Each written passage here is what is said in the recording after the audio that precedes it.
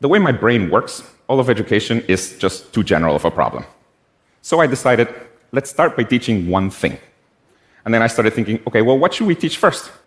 And this is maybe surprising to people in North America. Eventually, we decided that the best subject to start with was teaching foreign languages. And let me tell you why. There's a number of reasons. One of them is that there's a huge audience for it. There's about 2 billion people in the world learning a foreign language, both in school and outside of schools. Most of these people, by the way, are learning English. About 80% of them are learning English. In this weird map right here, all the countries in green are countries in which people are predominantly learning English. And the reason for that is because English can truly transform your life. In most countries in the world, knowledge of English can significantly increase your income potential. So this is another reason why we decided to start with foreign languages, and it's because you can directly make more money if you learn another language, in particular English. Now, we also convinced ourselves that the only way to really reach a lot of people was by using a mobile phone, or a smartphone in particular. See, building schools all over the world is simply too expensive. On the other hand, most of the world's population already has access to a smartphone, and the trend is that that fraction is only going to increase. However, if you're trying to deliver education with a smartphone, you run into a humongous problem. And it is that smartphones come equipped with some of the most addictive drugs that humanity has ever engineered. TikTok, Instagram, mobile games. See, delivering education over a smartphone is like hoping that people will eat their broccoli, but right next to it, you put the most delicious dessert ever made. If you really want to deliver education to everyone, not only do you have to make it accessible, but also you have to make it so that people want to actually learn. And with Duolingo, we've been able to do this. And at the highest level, the way we've done this is by making the broccoli taste like dessert. I'll say it another way. What we've done is that we've used the same psychological techniques that apps like Instagram, TikTok, or mobile games use to keep people engaged, but in this case, we use them to keep people engaged, but with education. Let me give you some examples of these techniques. One of the most powerful ones is the notion of a streak.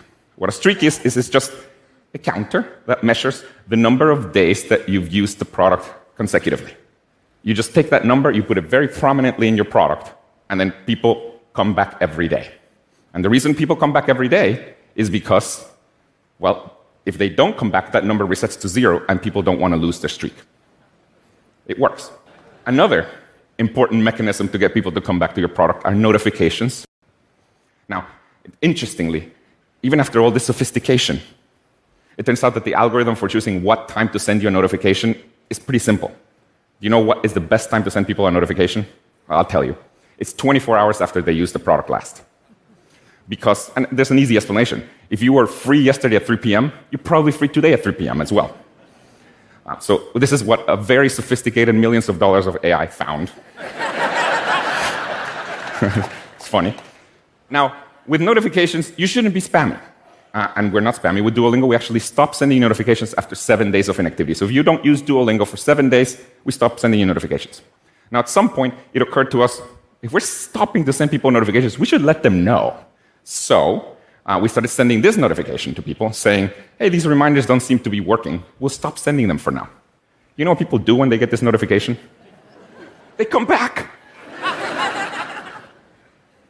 Passive aggressive. Works for my mother, works for Duolingo. We've managed to get people to want to learn a language by using the same techniques that mobile games and social media use to get people engaged. And this is a really important point. Let me say this. I don't actually believe that there's a way to make an educational app be as engaging as something like TikTok or Instagram or mobile games. Use the same techniques to get people to do it. And even if you're not as engaging as those apps are, you can still get hundreds of millions of people to use your product. In the case of Duolingo, for example, there are more people learning languages on Duolingo in the United States than there are people learning languages across all US high schools combined. But the single most important thing that I can end this talk with is a reminder to please, pretty please, I beg you, do your language lessons today. Thank you very much. Thank you.